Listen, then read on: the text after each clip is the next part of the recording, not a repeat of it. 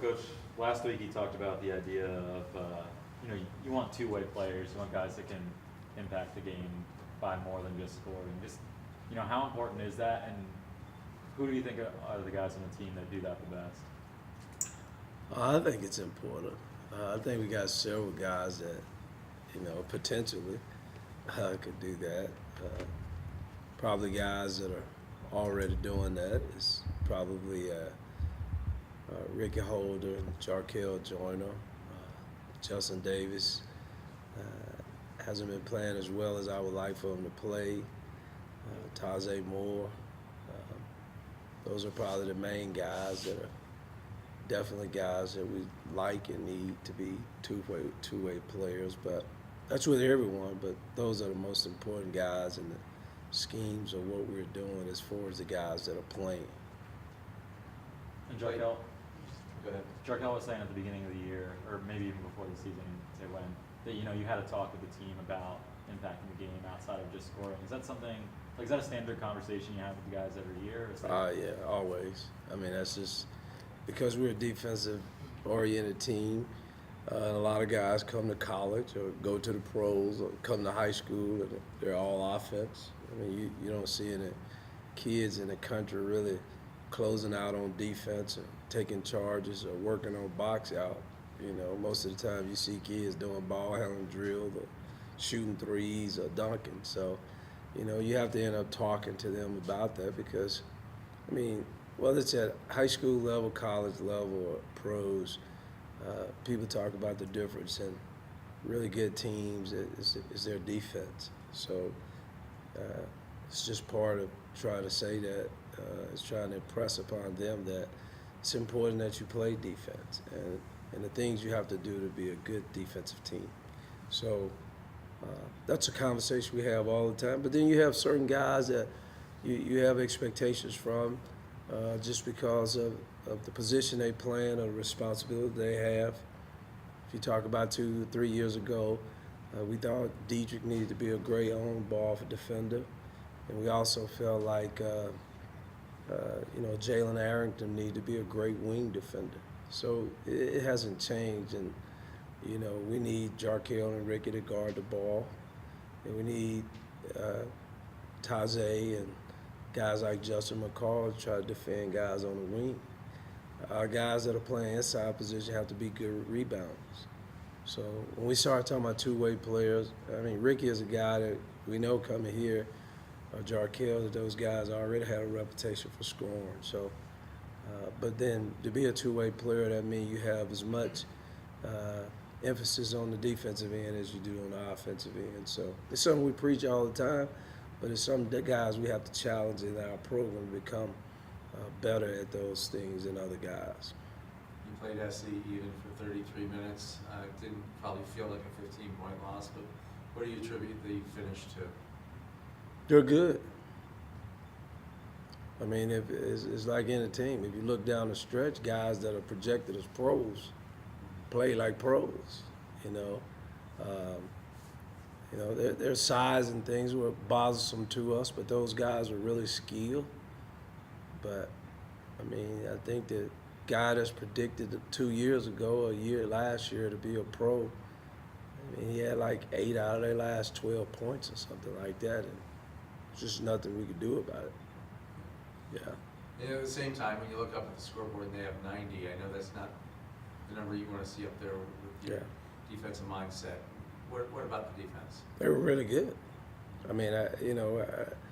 They do that against a lot of teams, and sometimes you go into a game and you feel like you can control it.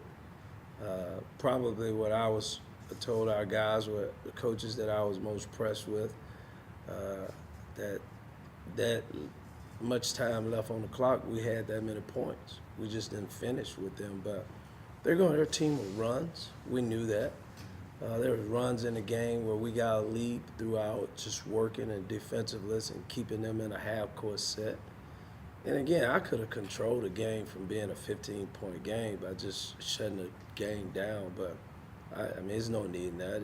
We lost the game, so whether we say we lost about 7 or we lost about 15, we know for probably 33 minutes we played with them, And again, I could have changed what we were doing and walked the ball down the floor and ran some clock and, made the game look like it was closer than what it was. But why do that when we played the way we played for 33 minutes? So I don't take it as – it was a 15-point loss, so you take it as a 15-point loss.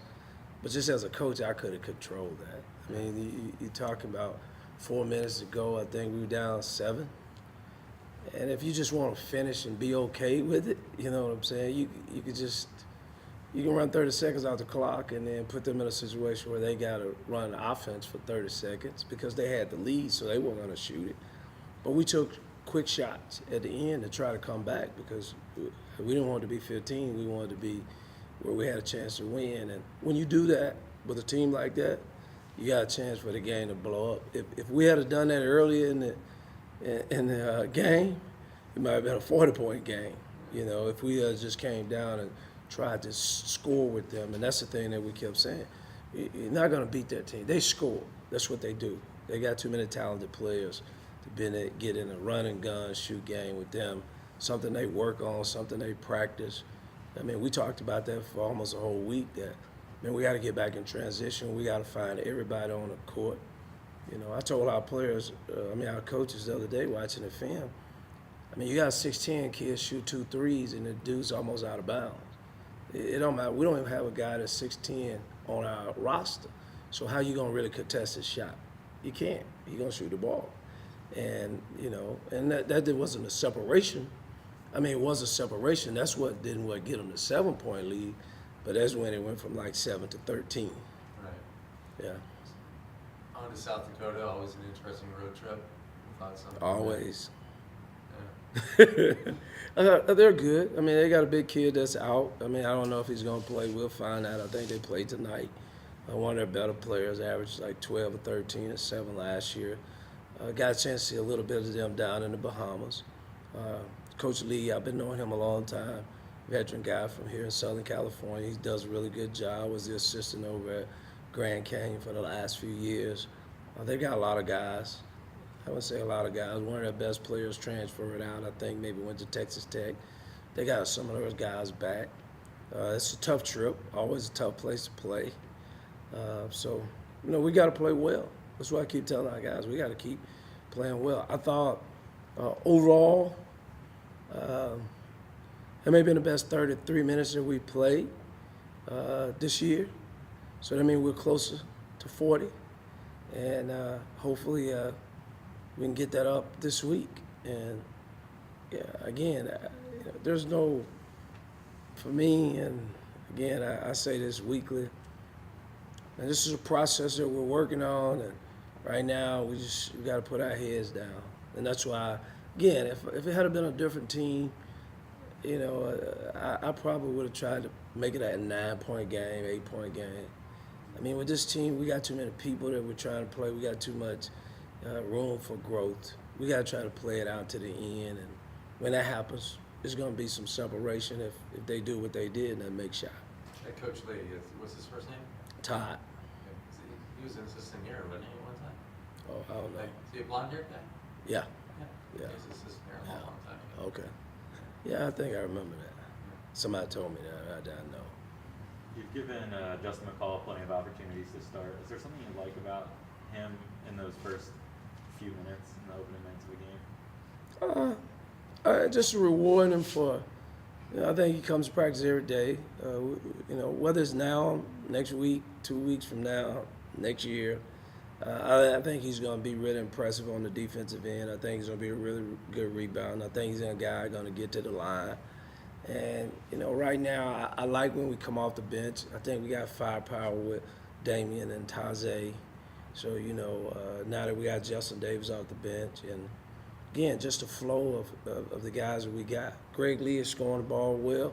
He fits well with Ricky and Jarkel. And, it's just a fit of our team and the rotation that we come, with guys that we come off the bench. So, and there's nothing that's going wrong that he's done wrong for him not to do it. But again, like I said, man, you may see a different lineup this week. It just all depends on, how guys work in practice, what we think about our matchups, and what we're trying to do, and we're still in that process. I think I was listening to the commentator, which I don't know, you guys might have stat sheets or whatever. They said we got 11 or 12 guys averaging double-figure minutes. I mean, I don't know if that's true or not. It may be true. I mean, that's what they said. So if it is, it is. If it's not, it's still okay. We're in the process of growing, maturing, and coming together with chemistry. The good thing about it is I don't, most of the time, I don't feel like there's a bad flow of any group of guys that we kind of dealing with. We think it's going to pay off for us later. We think we'll be fresher. We think we'll be deeper. When we look at other teams, whether that's Grand Canyon, guys that are returning a lot of people, that's New Mexico State, guys got a lot of depth. We got to be prepared for that because we don't want to win. We don't match up well now trying to win with 6, 7 guys. But if we can get where we can play, if Justin, give me an example, Justin McCall play well right now, that's great. I mean, it's great. If Justin McCall has improved in January, that means we're better. So we got a plan, and that's happening. Kevin McNeil had been hurt. He didn't play as much. He had a hamstring problem. We're trying to get him back in the mix of what's going on. Only way we're going to get better, those guys going to get better, is they got to play. And what I'm saying is there haven't been many games and situations that there was guys on the floor where we played badly because of the people that we had on the floor. But I get a better feel every game, and that's why I think Damian and Tajay play well together. Do they play well enough to start? And we'll find out if they can continue to play well. But the other guys that we kind of got as starters, we're not going in the game and we're down 12-0 or something like that, so why change it? I mean, it still might be better for us, but right now maybe we can figure it out. Coach, you talked about Ricky Holden earlier as a two-way player. What have you seen him improve mostly from last year as opposed to this year? Probably just the command of our team.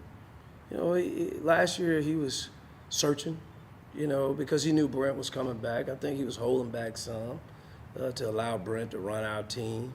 This year he's got a better hold to our team.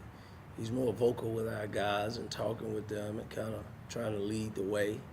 And then he has a little bit more aggression about him when we kind of need plays. Haven't been he hasn't been great as far as his success.